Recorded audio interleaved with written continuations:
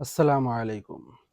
হযরত আব্দুল্লাহ ইবনে আবি আওফা রাদিয়াল্লাহু তাআলা আনহু বলেন, আরাফার বিকেলে নবী করিম সাল্লাল্লাহু আলাইহি সাল্লামের দরবারে আমরা তাকে ঘিরিয়া বসেছিলাম।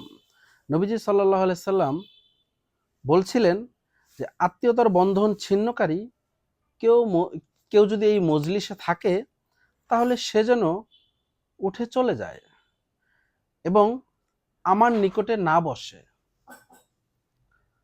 মানে হুজুর সাল্লাল্লাহু আলাইহি সাল্লাম বললেন যে, আত্মীয়তার বন্ধন ছিন্নকারী যদি কেউ এই মজলিসে থাকে সে যেন উঠে চলে যায় এবং আমার নিকটে না বসে।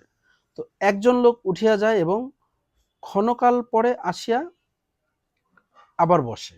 মানে একজন লোক উঠে চলে গেল, কিছুক্ষণ পর সে আবার এসে বসলো। নবীজি সাল্লাল্লাহু আলাইহি সাল্লাম তাকে বললেন, তুমি আমার কথা শুনে দূরে যে আবার আসিয়া বসলে, এর কারণ কি? লোকটি বলল, আপনার কথা শোনার পর আমি আমার খালার নিকট গেলাম।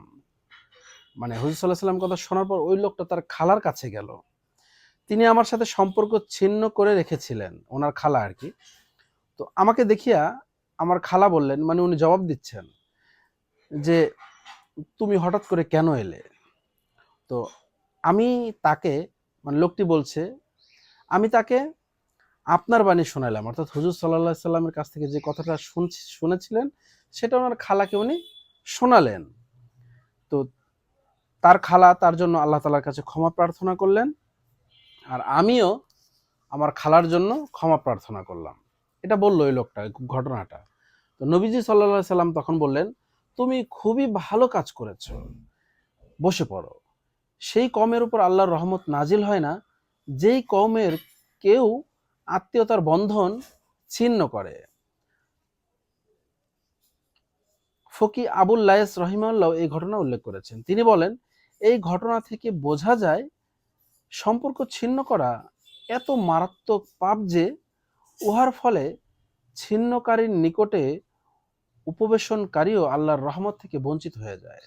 মানে কেউ ধরেন আত্মীয়তার বন্ধন ছিন্ন করছে, আপনার কাছে বসলে তাহলে আপনার উপর থেকেও আল্লাহর রহমত চলে যাবে, এটা বোঝানো হয়েছে। কাজেই আত্মীয়তার বন্ধন ছিন্নকারী কেহ থাকলে তওবা করে পুনরায় সম্পর্ক স্থাপন করা উচিত।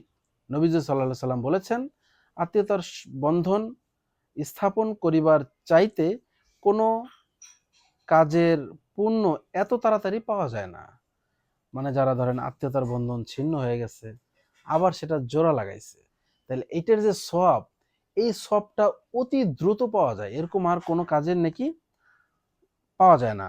আখিরাতের শাস্তি ছাড়াও দুনিয়ায় যেই কাজের শাস্তি ভোগ করতে হবে তাহা হচ্ছে আত্মীয়তার বন্ধন ছিন্ন করা এবং জুলুম। মানে এই দুইটা পাপের সাজা একজন ব্যক্তি জীবিত অবস্থায় পাবে। তো আল্লাহ তাআলা আমাদেরকে আত্মীয়তার বন্ধন রক্ষা করার তৌফিক দান করুক। আমিন।